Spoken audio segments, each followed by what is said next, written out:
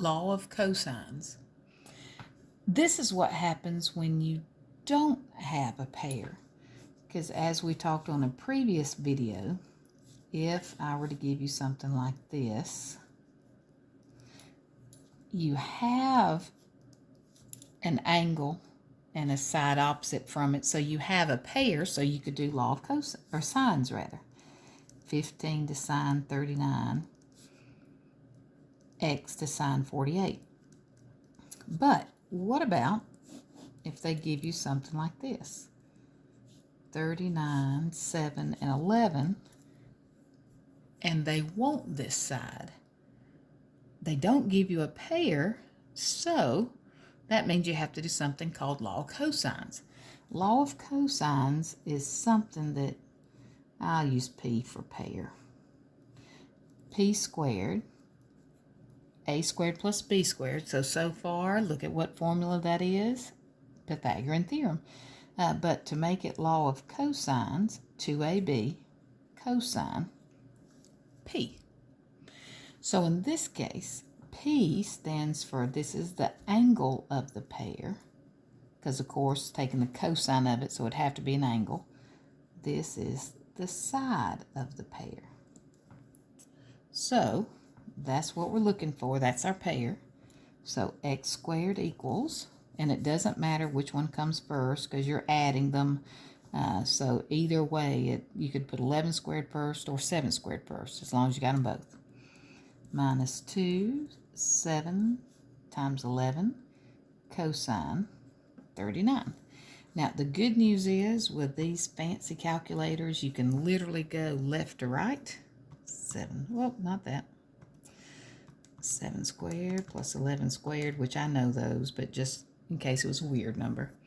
Minus 2 times 7 times 11 cosine 39 equals 50. Now, the only thing is, remember, that's x squared equals 50. So x is actually the square root. So you have to hit second square root, second answer, 7.1. And you're done.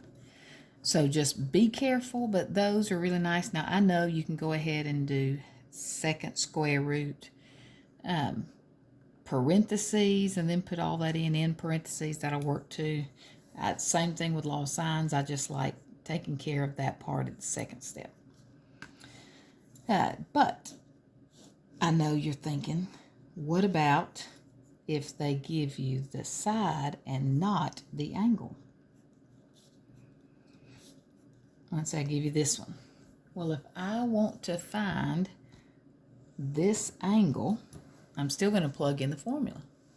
So that would be the pair I'm looking for, 18 squared equals 10 squared, 15 squared, minus 2, 10, 15 cosine of x. And so you still can do it all in your calculator. You just have to be careful because order of operations. Think about it, if I had something like 12 equals 3 minus 2x. And I know this is elementary, but just hang with me. You notice if you're going to solve for x, first thing you'd have to do, let me make that an 8 to make it a little prettier. You would need to subtract it over. So 4 equals negative 2x. Divide by negative 2, so x equals negative 2. Well, you're going to do the same thing here. In order to solve for this x, you're going to have to subtract those over. So that's going to be 18 squared minus 10 squared minus 15 squared. And that's going to equal negative 2ab, or 300, cosine x. Now, once you get this number on the calculator, notice how you're literally going to divide by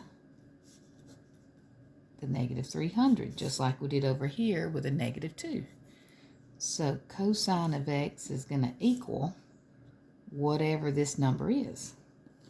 So we're going to do 18 squared, or 324, minus 10 squared, or 100, minus 225, Well, -1. So -1 over -300. So, minus 9, never mind. And then, second cosine, second answer, 89.8 degrees. In other words, right at 90 degrees. Interesting. That one is super close to a right triangle. The luck of me making it up. So, remember the shortcut is once you set it up, we'll do one more because those are kind of unique. Let's say if I had x, 7, 11, 9. If you wanted to find this one, 11 squared equals 7 squared plus 9 squared minus 2, 7, 11, cosine x. And then from there,